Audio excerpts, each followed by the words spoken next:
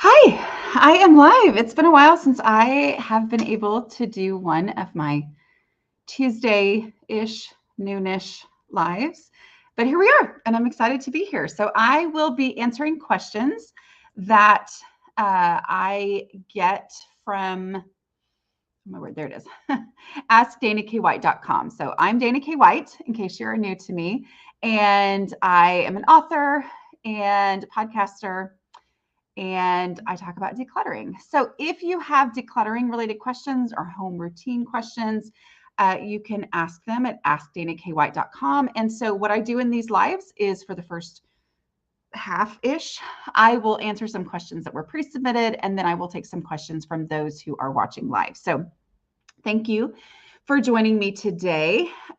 Just a couple reminders that if you need someone to personally coach you through the process, go to declutteringcoaches.com. Those are people who are certified in my method, and specifically talking about my 5-step decluttering process, which is progress and only progress. You're never going to end up with a bigger mess, and it removes the emotions from the process. So I have people trained in that, and they are willing to help you. They are, I think we have 27 now, maybe. There's over 100 who've been through the training. And so people are at different rates becoming actual certified coaches listed on the site. But many of them do online training. So even if there isn't someone in your, online coaching, even if there isn't someone in your area, you may be able to find someone who will be able to help you online. Okay. All right. So let's get started with the first question. I will be reading the question, the actual entire question, and then what you will see up here is generally an edited version of that. Okay. Just so that we could fit it all, or fit most of it on there. All right. Question. I live with my mom plus older siblings. For a shared space, pantry, living room, etc., is it ideal to declutter down to a single person's lower clutter threshold if they manage that space the most? For example, I generally tidy the living room most because that's where my gaming consoles are, and I'm using that room the most of my family.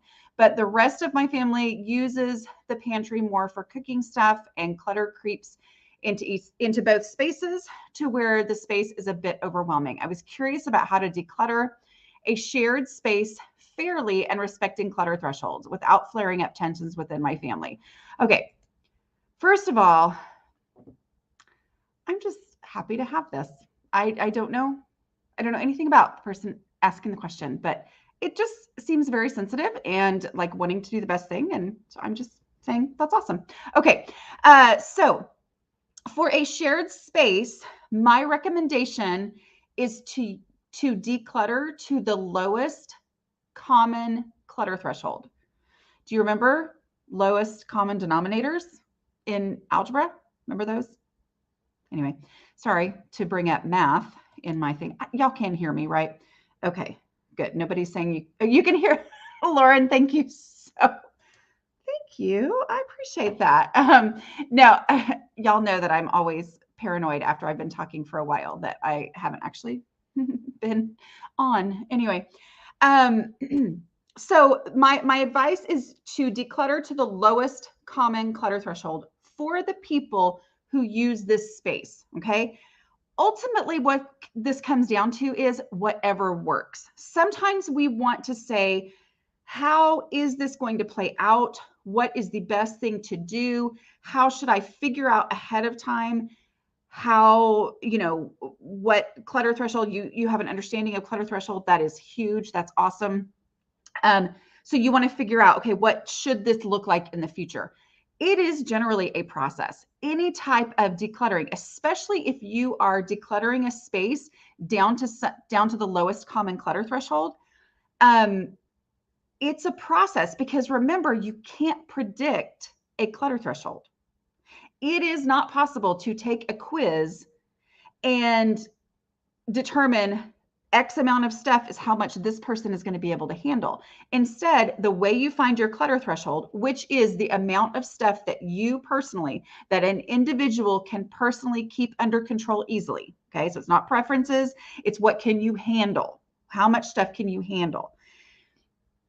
the only way to find it is just to declutter. So if a space is continually getting out of control, declutter. If it still is getting out of control, declutter some more. If it's still getting out of control, declutter some more. Okay. So that's how you find it. So you're thinking along the right lines, because I do talk about, you know, for shared spaces, it's the lowest common clutter threshold.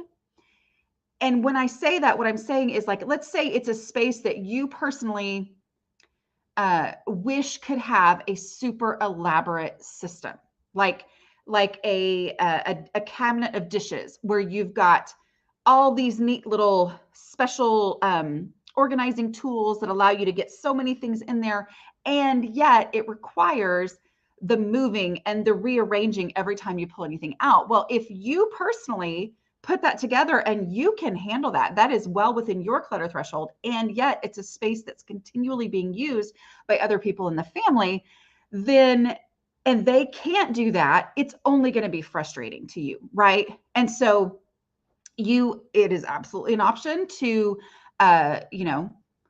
work on encouraging and helping and blah, blah, blah. And yet we want to go with what works in the end. And so if that's not working, one way to keep a space automatically way more under control and organized is just have less stuff in it, right? And so to declutter, get rid of stuff until you get to the point where it's like our whole family that all uses this space, it stays under control easily because we have decluttered enough that even the person with the lowest clutter threshold can handle keeping this space under control. But I like what you said, as far as they use the space the most. Here's, instead of thinking it so much like that, I mean, like, as a family, we declutter until we get to the point where it is staying under control easily, no matter who's using it. Okay. But as far as like who's using the space the most, one of the things that I recommend with that is when you are doing a family 5-minute pickup, which 5-minute pickup is a magical, it's not magical because you're doing the work, right? But it is an amazingly effective, like a surprisingly effective way to keep your house under control. Like it's a daily task, right? Or an almost daily task, or at any time you do it, it's going to make things better task. So as you do that 5-minute pickup, a lot of times what we will do in our families, I'm like, okay, the space that you kind of identify as being your main space, that's where you get put for that 5-minute pickup. So for me, I'm going to be in that space where it's like, this is my ownership space. Yes, everybody uses it. And yet so during the 5-minute pickup, that's going to kind of be my focus. Does that make sense? So that might be a way to kind of acknowledge who it is that's in charge there. And then they can kind of, because if it's their space, and I know you're not saying in charge, but they use that space the most, they want it to be the most functional. So it's partly going to be how much are they willing to make it what they want to be, like they're willing to kind of make up for what other people, it's above their clutter threshold, or do they just want to make this space the simplest possible for everyone by just getting rid of more and getting rid of more. Okay. Anyway. Okay. Now this next one, my assistant made a very short version of this. Anyway, because it's a lot, it was mostly just like compliments and then what is your favorite tip, but I think it's kind of important to read what they're saying because that's going to affect my answer here. So two pieces of your advice have made a huge impact. Doing the daily 3, it's actually daily 4, while decluttering.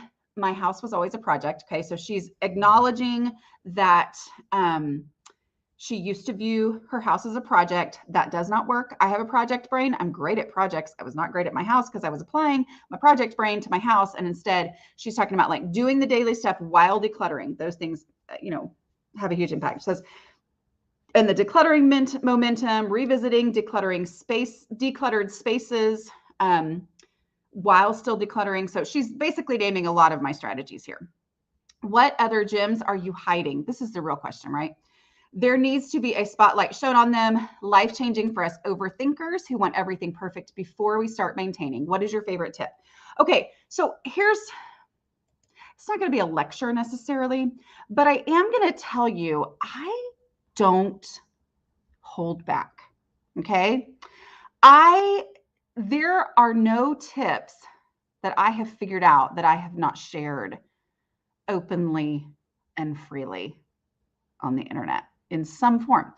Here's the thing though, in some form, right? Like, so my books, I actually am very clear with my publisher when we talk about stuff. I'm like, I don't hold back. Like, you're not going to, because that's just not part of my personality. Like, I can't do these and be like, oh wait, I can't say such and such because people are supposed to have to pay to get that. Does that make sense?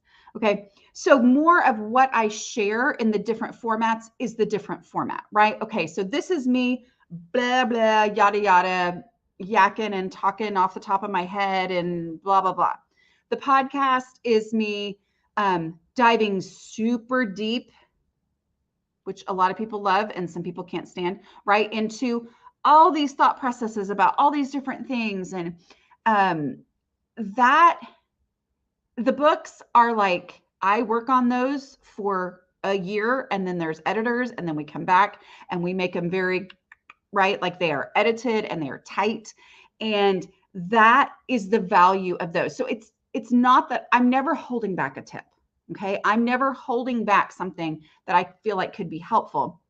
But I do think, because I had another question, I think at the beginning, just in the comments here, I kind of looked as I was getting on and somebody was saying, what book do you recommend first? Well, first of all, I just want to say, if you can't afford a book, first of all, go to your library because most libraries have them or they will get them if you request it.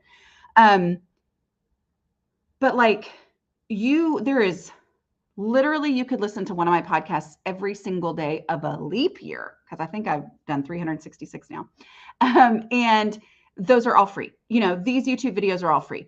But the books themselves are distilled down into, this is the process. So you're going to get the whole thing as you read the book. Not that I'm not going to keep coming up with and sharing things as they come along.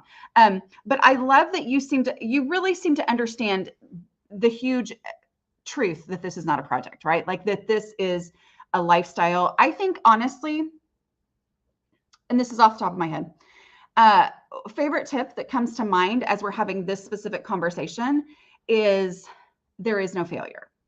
All right. Because better is the goal. You cannot fail if you do anything. And there is something about that mindset shift that it is worth it to do something, even if I can't do it perfectly, even if I don't know what to do exactly. There is value. It is worth my time to do something. That's huge. And the other thing with that is, when I say there's no failure, I used to try something new and I would feel like I was hanging on for dear life the whole time I was doing it. And then life would happen and things would get messy again. And I would be like, well, that didn't work. I better start over. That was wrong. That was the project mentality. That was me thinking that it was, well, I was gonna change forever and always perfectly. And then I didn't. So obviously that didn't work. Instead, it was like, I just need to get back on track. I just need to start doing the dishes every single day again. I just need to declutter some more. I just need to get some more stuff out of my house. So anyway, that's my thoughts on that. But I did want to, I guess my main reason for answering this one is just to say, I don't hold back. Like, it's there. You might have to go listen to the podcast. I may not say every single thing here. I'm not going to say every single thing that I say, but I'm never like purposely holding back. And I know that wasn't the accusation anyway. All right. No, there was no accusation. I didn't take it as an accusation. Okay. Next question.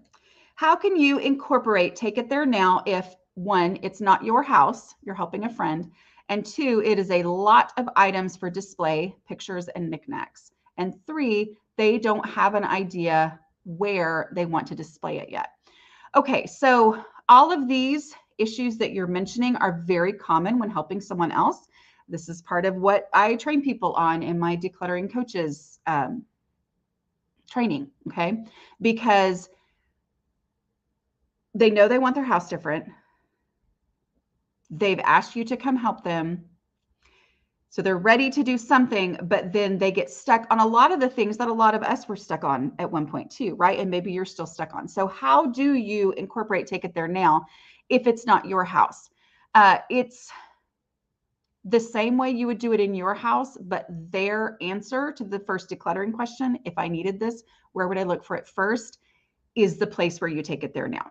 Okay, so that defining the place for something according to where you would look for it first is everything. It's the key. It's the big reality truth. That right there is the home changer, right? Is giving things a home, giving them a home with a very specific process that works every single time, right? Where would I look for this first? There is an answer. Either you wouldn't look for it, which means it needs to go in the donate box, according to question number 2, or you would look for it. There has to be a place you would look first. We are not saying that you think it'll be there. We're just literally saying, where's the first place where you would look, even if you had no confidence that it was going to be there. Okay. And that's where it needs to go. So a lot of what you're going to do when you are helping someone else declutter is help them learn to trust that instinct. Acknowledge, identify when they are coming up with an answer that they think is right. Really emphasize to them that you really, truly don't care. Like, you're not going to judge their answers.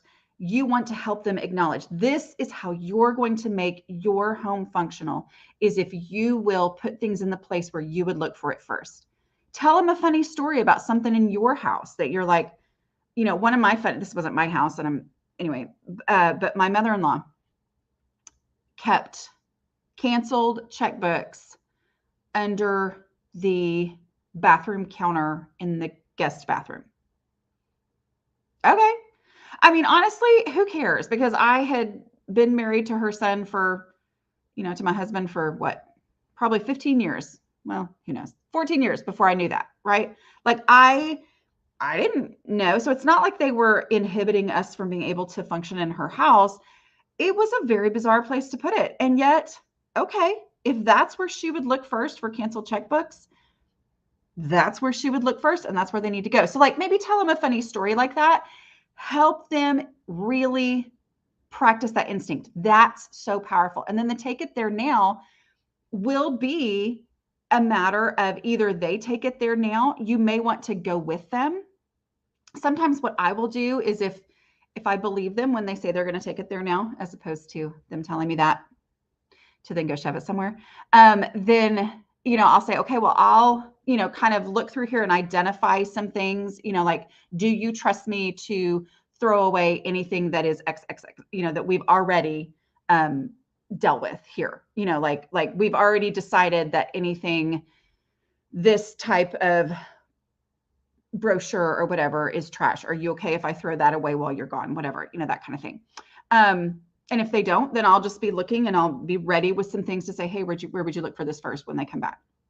Or if you're being the feet in this situation because they are not able to physically get to these spaces, then you remind them, say, hey, I am here to help you only make progress. I don't want to ever leave you in a situation where we've made a bunch of piles for you to have to deal with after I want you to really move forward. This process that I know from this lady on the internet, this crazy lady on the internet, it really works. It's made a huge impact on my home. So I want to take it there now. So I'll go ahead and take it there now. It might take a little bit of them describing to you exactly, okay, well, this, blah, blah. And then remember, the same thing applies. Once you get there, if there's no space for it, something has to leave in order to create the space for it. So depending on how far away it is, you might have to be like, hey, there's no space for it, but I see an empty box in here. Can I take that out so I can give the space for it? So it's really just leading them through this exact same process. But the key with that, it's not your house, is it has to be their answer to where would I look for this first, or it's not going to have the impact and the results that you want it to have. And when you leave and they can find everything, then they're going to be more excited about you coming back because you didn't leave a mess and now they can find their stuff, right? Okay. It is a lot of items. This is another thing that I find a lot. It is a lot of items for display, and they don't have an idea on where they want to display it yet. Same process still applies. So how do we apply it to this situation? Okay. Where would you look for it first? Oh, well, I'm going to display that. Okay. Where would you look for it first as a display item? Well, if they have an answer, then take it there now. And if that cabinet is, or if that shelf is full and covered, okay, well, what are we willing to get rid of in order to give this a place? Oh, and it can be a very frustrating process because you maybe wanted to come into their house and then by the time you left, it was going to be, wow, right? Except we've all had that situation, right? We've had somebody come in and help, and yet they leave and it looks amazing. And yet there's all these piles of stuff over here and it's actually not functional for me. So instead, teach them this process. So as you go to this place where they would look for it first and there's nothing there, what are you willing to get rid of in order to make the space for this? Because we want to give it a home. And then stay there and think that through. And maybe it's, well, these 3 things up there, I would look for first for them over there. Okay, well then let's take them out so we can put this thing that you want to display there and let's go take these to there. And as you do that, it really does help to break through a lot of that. And eventually, as you follow through all the way, then just like it is in your own situation, or so many of us who have been through this process ourselves in our own homes, over time, I'm like, okay, well, now I know that half deciding on this thing, if I really follow it through, yeah, that thing's just going to go in the donate box. Like but it takes that, like, well, this is what it means to actually do this thing that you said that you wanted to do. If they insist, which will happen, I don't know where I want to display it yet. I have no idea. Okay.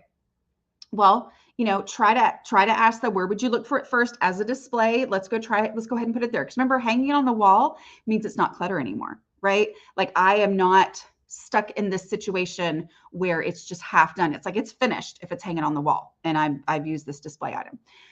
But if they just can't do that, which is possible, then, okay, where would you look first for decor items that you are going to be using? Oh, so we're not just going to set it aside. No, we have to have a place for it. So even if it's something that is to be displayed in the future, where would you look first for that? All right, let's take it there now. Well, I would look first for that in the guest room closet. Okay, let's go there. So you take it to the guest room closet. There's a good chance there's no space for it in the guest room closet. And then it's, okay, what in here are we willing to get rid of in order to create the space for this? Oh, but we let that closet or wherever this space is where they would look for decor they're going to use in the future, we let that be a container and limited space that determines how much of this stuff we can keep, so that we're not just saying, oh, I'm going to use that in the future, set it aside. Oh, I'm going to use that in the future, set it aside. That's how you get in this mess, right? Like that's how I got in my mess, was that kind of thinking. So it's changing that kind of thinking by helping them walk all the way through the process, giving things a definite home, even if it's a definite home for things that are going to be used in the future. And then, well, that closet, let's say that the closet's full enough, but I have to keep it. Okay, well, this is your guest room. And if we keep it here, then this becomes a storage room, not a guest room. We want to keep the function. So it's like really helping them embrace reality on every single front. The same way that I teach in my videos here on YouTube and my books and stuff about applying it to your own home, you're going to help them apply that to their homes, to their home. Okay. All right. Here we go. Next question. Dana, I am totally overwhelmed in every space that I try to tackle. What is to be done when there are not any spaces for new homes when organizing? Also, my boyfriend has clutter all over every wall. I've been here 9 years and there is nowhere to put any of my things. How can I respectfully ask him to make space for my new visual systems? So I do want to clarify, this person mentioned twice that they are butterflies.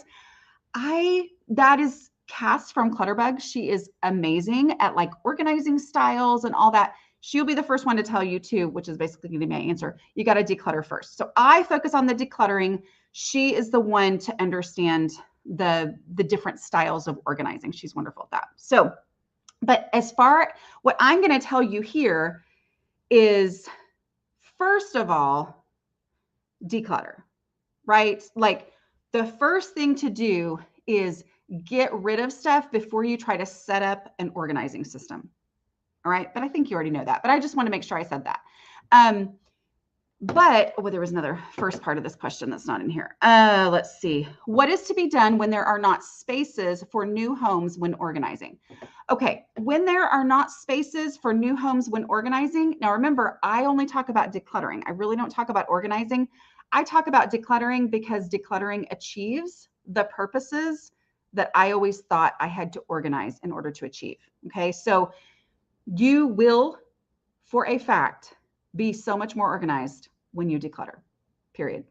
Like decluttering achieves what you're wanting most of the time. Then after you've decluttered, if you want to put in systems and things like that, that is great. But declutter first. So this specifically asked, what about when there's no place to create new homes? Remember, I don't make up a home for things. Instead, I ask the question, where would I look for this first? And then I accept that that needs to be the home. So I'm not making up a home. I am accepting what needs to be its home. And so it's the same thing like we talked about before. If you get to that space that needs to be its home, because that's where you would look for it first, if you get to that space and there's no room in that space, then something else has to leave in order for that item to live in this place where you would look for it first, which is its home. Okay, which needs to be its home. So you remove something and that thing is going to have to leave the house if it doesn't have another place where you would look for it first. And but it's this ongoing process. It's the opposite of the project, which that person that we asked a question earlier has realized the power of not looking at your house as a project. This is how you do that. This process is how you do that. So you take it to the place where you would look for it first, accept that that is its home, and then remove whatever needs to be removed so that it has space in that home. So that's how you achieve that. And then my boyfriend has clutter all over the wall. How can I respectfully ask him to make space for my new visual systems? The first thing I'm going to say, well, I already said it, right? Declutter first. Before you ever get to this point where you say, hey, I want to come up with a new system, because you mentioned the butterfly thing a couple times. So you're excited about that, and that's awesome. Declutter first. Declutter first, get rid of a lot of stuff, because then it makes more sense to everybody around you.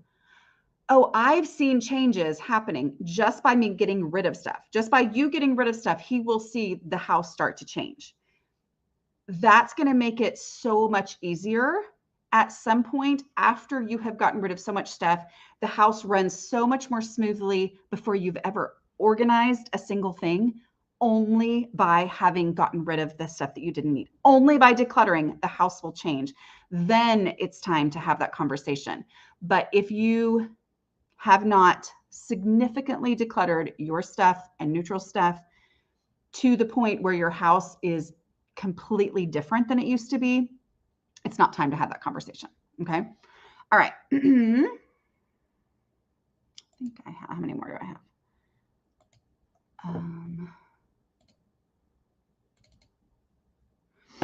Okay.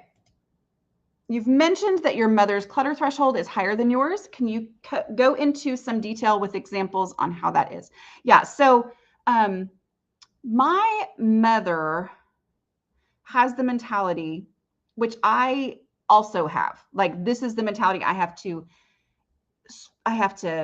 fight a little bit, because I have to say, no, I need to embrace how I actually function over this mentality.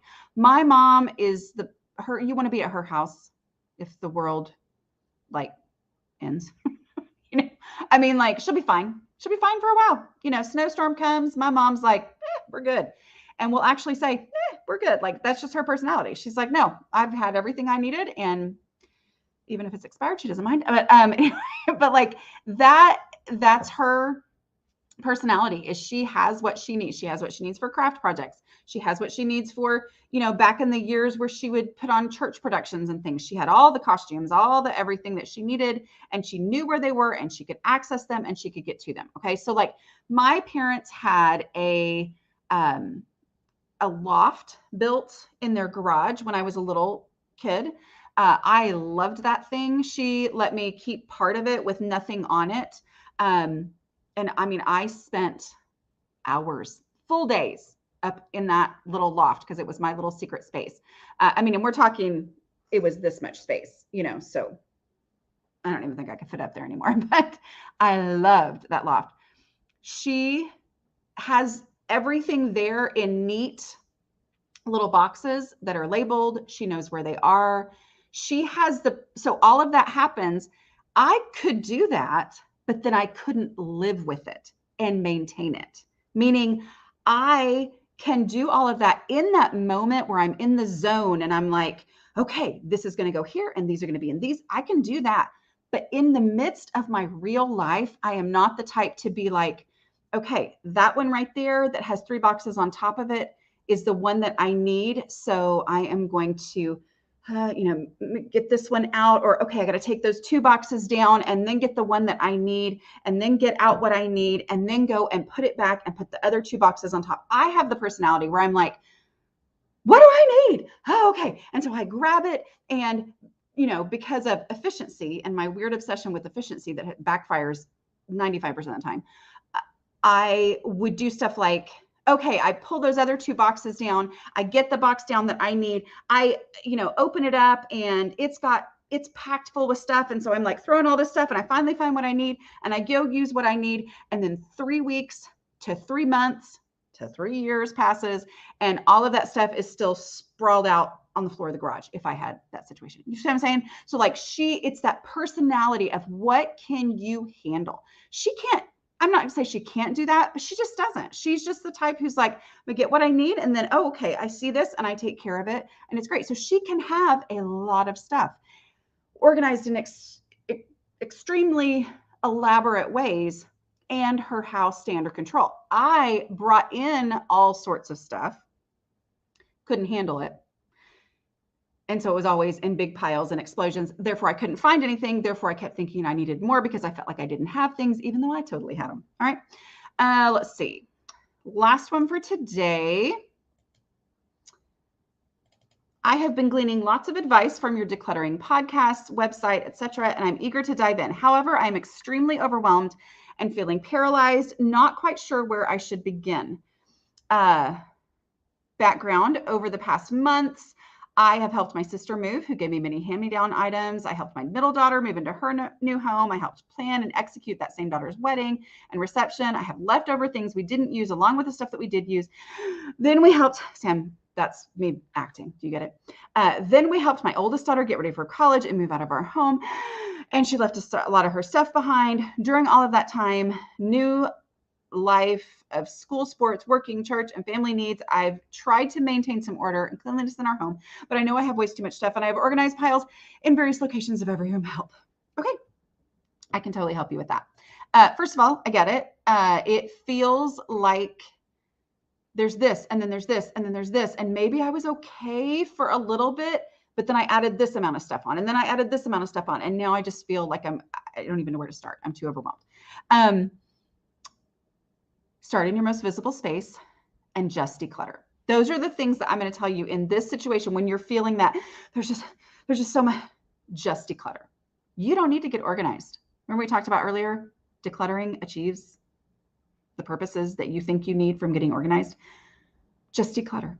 Take a deep breath and say, anything that leaves this house is better. It's a step toward what I'm wanting to do here. I'm wanting to change my house. Everything that leaves, I'm going to be excited about it. And I'm going to keep going and getting rid of stuff because I just need to have less. So instead of thinking, what am I supposed to do with all these things that are super logical reasons why I now have them, to realize my house is overwhelming to me. I am over my clutter threshold. I need to declutter. I'm going to get rid of some stuff. Start in your most visible space, meaning your entryway, your place where people would enter your home. I know some people are like, well, I don't see that space as much. I mean, I see these, but I'm like, y'all, there is nothing worse. There are worse things. Of course there's worse things, but in my overdramatic thinking, there is nothing worse, decluttering wise, than working like so hard on your house, exerting all of your energy on some random cabinet that no one's ever going to see, and being hot and tired and exhausted. And then the doorbell rings and you're still humiliated and embarrassed to open the front door because the house is such a disaster. That will zap your decluttering energy. And yet, for some reason, when we want to declutter, our tendency is to go do that random cabinet that nobody ever sees, right? So start in a visible area so that you have something to show for your efforts. Yes, to other people, but to yourself mostly.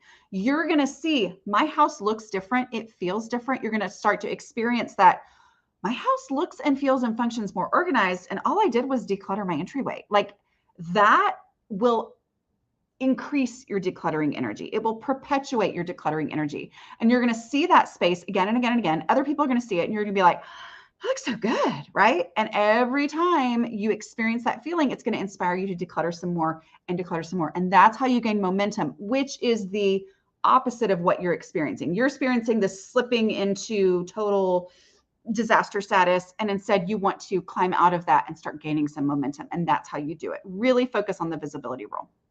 Okay. Whew, I feel like I've been talking a lot. Okay. I am going to take some questions from those of you who are watching live. If you would, oh, I love this here. Anyway, if you would, if I don't see your question, you can feel free to ask it again. Put some question marks, sometimes like 3 question marks at the beginning of your question, kind of helps me see it better here. Wait, I love this. This is ultimately what it's all about.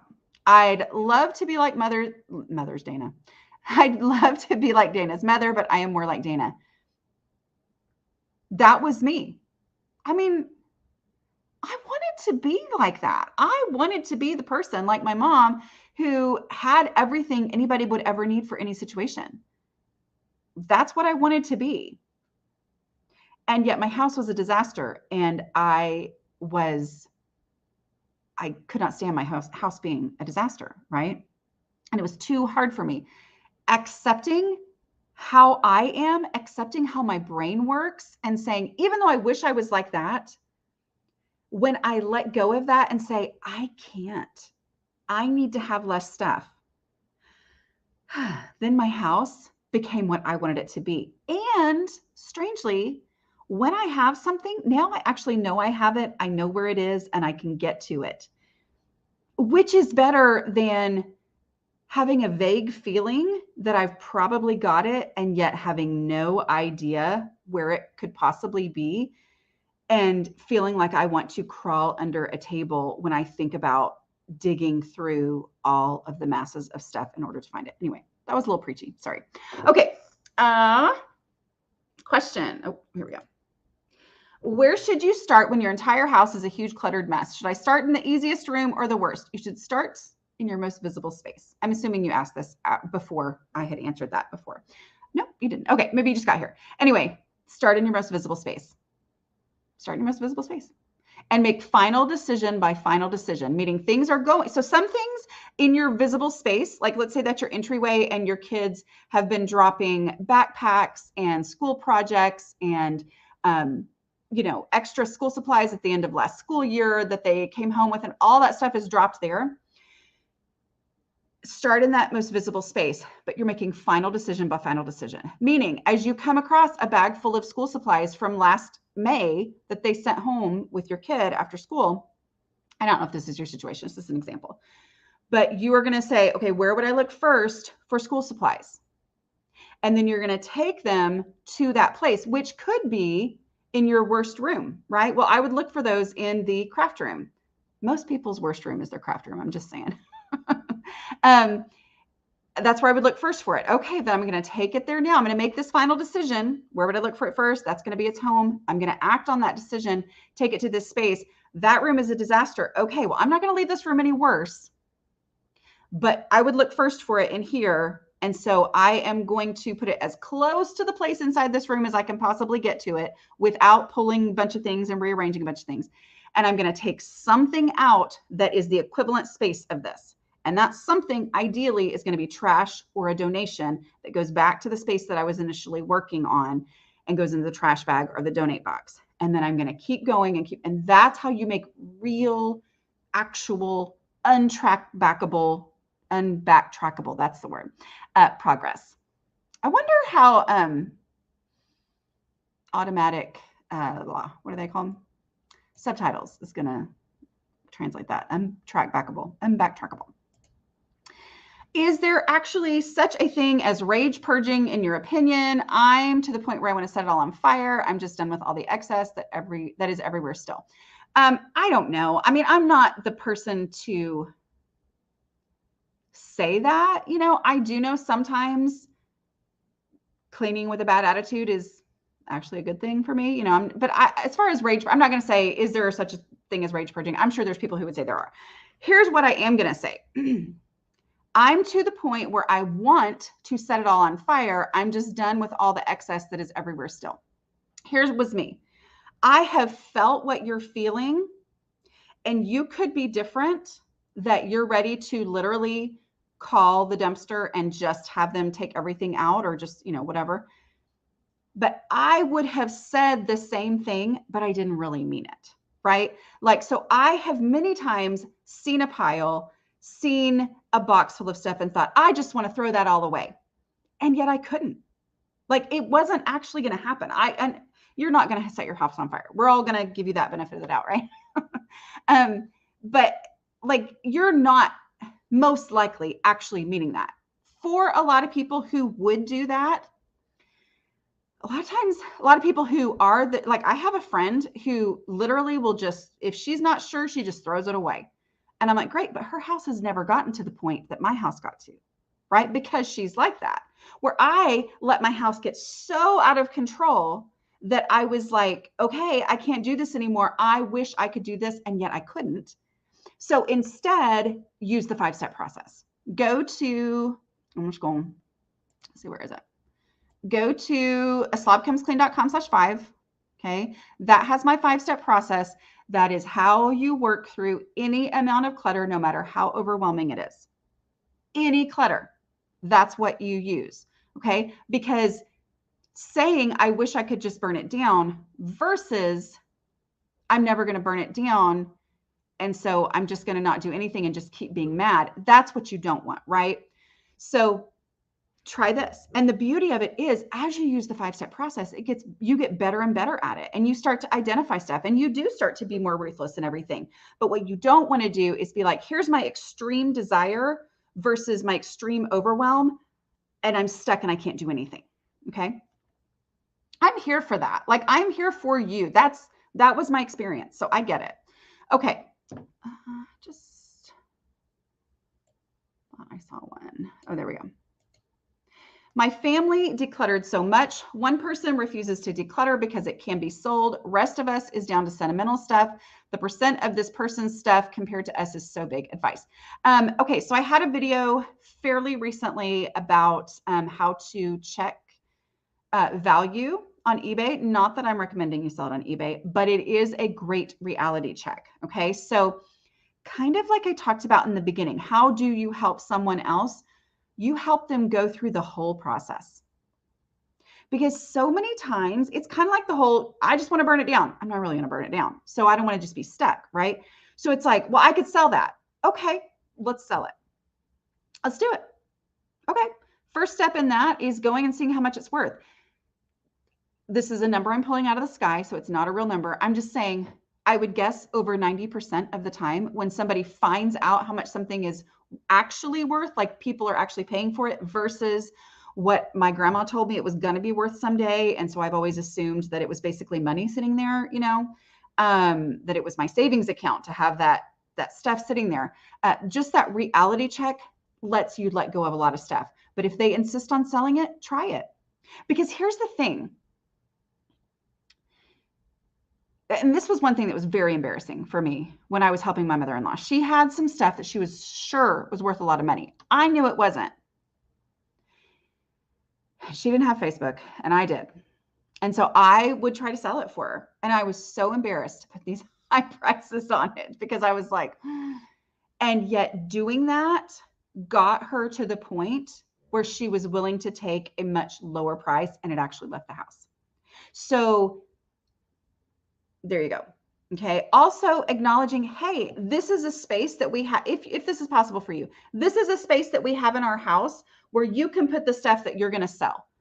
Okay, let's take that there now. All right, let's take it there now so that it starts to become a, oh, wow, that's taking over an entire room. That's taking over whatever. And it puts it in a defined space where you've said, I am not saying you can't sell anything, but we have to have a place for it in our home. Here's the place. Maybe you get rid of a whole bunch of stuff that you thought you maybe wanted to keep. And you're like, I'd rather there be a place for the stuff for this person that they say they're going to sell. This is the place for it. So yeah, anything that doesn't fit, you're going to need to get rid of it. You could sell it. You could go ahead and sell it so that you have more space to keep other stuff in there. But yeah, that's the space. Anyway, it's not easy. None of these are easy, especially when you are, dealing with other people who live in your house with you. Okay. How do I make peace with myself giving away decorations for the big holidays? I did get some Christmas decoration, but unfortunately I regret it. Okay. So you got rid of some Christmas stuff and you regret it. You're probably going to experience some of that. Here's what I'm going to say. If you are asking about a specific thing, sometimes that can be the emotional thing for you, like the thing that you've been like, oh, I should probably get rid of this. Oh, should I not? And you finally just got rid of it and you felt that regret. Focus on some things that are not Christmas decorations. Say, what can I get rid of that I know for sure I'm not going to regret? What easy stuff? So many times when we have a certain category of items that we think, oh, I've got to figure out this, we're like, well, I got to tear off the Band-Aid or eat the frog or whatever. I got to do the hard thing first. Don't do the hard thing first. Don't do the thing that stresses you out first. Do the stuff that has been sitting there and you're like, well, of course I need to get rid of that, but you haven't. So go get rid of that. And what that does is it helps you experience the benefits of decluttering. You start to see, oh, I like my house better. My house looks, feels, and functions better just because I have less stuff in it. Wow, eventually that's going to make those other things look different to you down the line. So if there's a certain category of item that you maybe force yourself to get rid of and now you regret it, it's not over. That's my best tip, right? And there's no being over. Just go back and say, okay, well, I'm not going to get rid of these emotional things yet. I am going to get rid of some super easy things, obvious things. Just get those things out of the house. Maybe it's donate boxes that you filled 3 years ago and you've never actually donated them. Get those out of the house. That is going to build those positive feelings. And it's going to change how stuff looks to you in the future. All right. How do I let go of my late husband's research and sermons? I'm so sorry for your loss. I'm so sorry. It feels like I'm disrespectful of his life's work as a preacher and missionary, even though I know no one else will use them. Okay. Again, I'm going to say the same thing and say, don't start with this stuff. This is highly emotional for all the reasons, right? Start with other stuff. Start with stuff that's not emotional. Start with the stuff he didn't like. Start with, get rid of other things, because what will generally happen is you'll start to change your perspective on things and stuff and what it's going to be like when things are gone that you didn't think could be gone. Or you're going to open up space where you're like, you know what? It's too hard to get rid of this stuff, but I have a cabinet here with nothing else in it because I've decluttered everything else. It's going to sit in that cabinet. And there's space for it and it's not harming our house. I am not about get rid of it if you could possibly get rid of it. I'm about functioning in your home. So if you have space for it, use that space, right? But if it's taking up space that you need for other things, we'll start with decluttering non-emotional things first. You might end up with space for it. And then there's also, scanning or, taking photos or using the container concept of, I'm going to pick my favorite sermons of his, like maybe he preached for 25 years, and you look through them, you feel all the feelings, you appreciate everything, and you're like, if I specifically remember this sermon, I'm going to put it in this box, that kind of a thing. And let the container be the decision. This is the space that I have for this. So I'm going to put my favorite ones in there first, and then let that decide for me. So it's not that I'm saying they don't have value. It is simply that space is space, and that's just reality.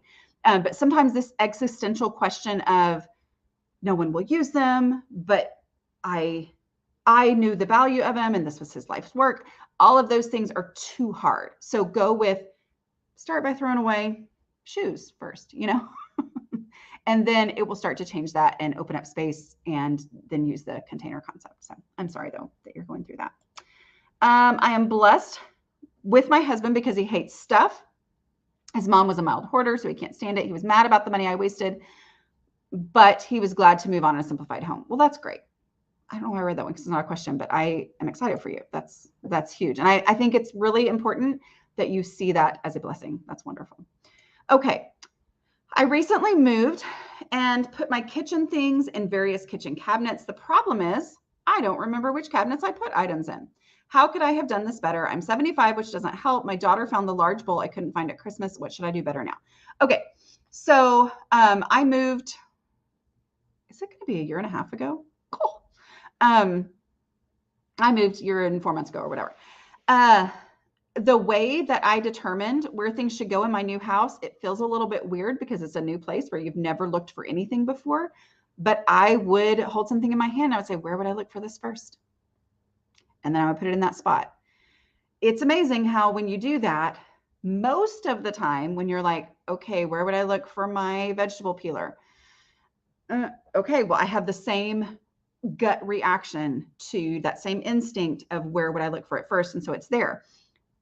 Because of what you're doing, pay attention to where you are looking first for things. So as you're like, oh, all these things, I can't remember where any item is. You don't need to remember where it is. Just say, okay, where would I look first? Which drawer would I open first? Okay, well, it's not in there. Well, when you find it, now come put it in that drawer. So I'm saying, so like, go with that. Because I had things that I stood there in my kitchen and said, where would I look first for my colanders? I would look first in that cabinet right there. But then I kept finding that I was opening this drawer every time I needed my colander. And so I was like, wait a minute, I'm gonna put my colanders in there, and then I'm gonna move that. And yes, I have more than one colander because I often need more than one colander. Okay. When you are decluttering a small home, how do you decide what is container worthy when it feels like what you need is bigger than the container? So just remember that implementing the container concept is the last step of my 5-step decluttering process. There's a reason for that, right? You start by getting rid of trash, easy stuff, donations, and then going through the 2 decluttering questions, which helps you eliminate a lot of stuff that you never would have gone looking for. Make sure that you're following the steps in order, that you're starting with, because what that does is it gets all this stuff out that you don't need to make any container decisions about. Yes, the container concept is valuable just to understand because it makes you see your house differently and it's going to make everything look different to you. But as you're actually going through this process, start with step 1, trash. Step 2, easy stuff, which has an established home somewhere else in the house. Step 3, dead donations. Go through the 2 decluttering questions before you ever get to that, so that you're not looking at the amount of stuff and the amount of space and thinking this is never going to compute. Instead, just work through the process. And then by the time you get to the container step, you're going to have gotten rid of a ton of stuff. You're going to have so much less stuff that at that point, and things have defined homes because you've applied decluttering question number 1, where would I look first to them? Then it's like, okay, now I'm at the point where all my books are in the book place. Now I make this decision and say, this is the bookshelf that I have, and I'm going to declutter more. But it's very hard at the beginning to picture especially when you feel like your house is too small. I'm just going to tell you my own experience and the experience of quite literally everybody who follows this process and really declutters is, oh, my house is actually not too small. Like that is the general experience of people. Of course, there are times when a house is too small, but it's almost never. And so until you have truly decluttered, given things real homes, accepted the reality of the space that you do have right now, because, we all know, most likely you won't be there a while. I mean, how many of us I know this was my experience. I'm only going to be in this place for a short period of time. So I'm not really going to make decisions. And yet then I lived there for a lot longer than I ever would have thought I would, and regretted not having made real decisions about things. Okay. I have decor sitting in my garage that I use once a year, probably 6 boxes to decorate for a ladies' conference help. Okay. So you use it once a year, which means you use it, right? So it deserves a space in your home, or it deserves a space in this conference's storage stuff, or maybe it's at your church and you say, okay, I can't store this stuff. What space do you have for storage for conferences? I'm going to donate it to you for that, right? Sometimes that becomes the answer. But for you, let's say that you do have to keep it in your house. What space do you have? And what space can you devote to storage for this ladies' conference that doesn't take up space that your family who lives in your house needs to be able to live in your house? Okay. And then you let that space, let's say, well, I can devote those 2 shelves in my garage to decor for this ladies' conference. All right. Well, okay, these 2 tubs is what will fit on there. All right. Well, I'm going to put my favorite things in those 2 tubs because this is the space that I have. And the best stuff for that ladies' conference is going to go in there. And then everything else has to go. So it's really using that container concept. But I'm going to say it again, like I've been saying a bunch today. If this is overwhelming to you and there's other stuff to declutter in your house, declutter that other stuff first, right? Don't start with the thing that pops in your brain as a huge decluttering decision while you're hearing somebody talk about decluttering. Start with the easy, obvious stuff. Start to change your home, because you might find out that you have more space to devote to that than you realized, because you are going through things and getting rid of stuff that you really, truly, obviously don't need and that aren't big decisions and that you don't feel guilty about getting rid of. Okay. All right. I am going to stop there. I'm sorry I didn't get to everybody's questions, but I can only do an hour on these. Sorry. Anyway, don't forget, if you need a coach, somebody to talk you through my decluttering process, go to declutteringcoaches.com. That's my site. Those are all my coaches. Maybe I should call it Dana's Decluttering Coach. I don't know. Don't forget too, if you want to ask questions for future live videos, you can go to askdanakWhite.com. I need to have that linked on my website, but for now, just go to askdanakWhite.com. Type that in. It will take you to the form to fill out. And then also don't forget, if you want to join our Patreon. Our Patreon is a lovely, truly lovely group of people. And we all look at our homes this way. We all follow the same process and strategies and philosophies and mindsets to work on our homes. And so that's a place where you can join up with us. So, all right. I've had fun, y'all. Y'all are the best. Y'all are the best. Okay. I will talk to y'all later. Bye.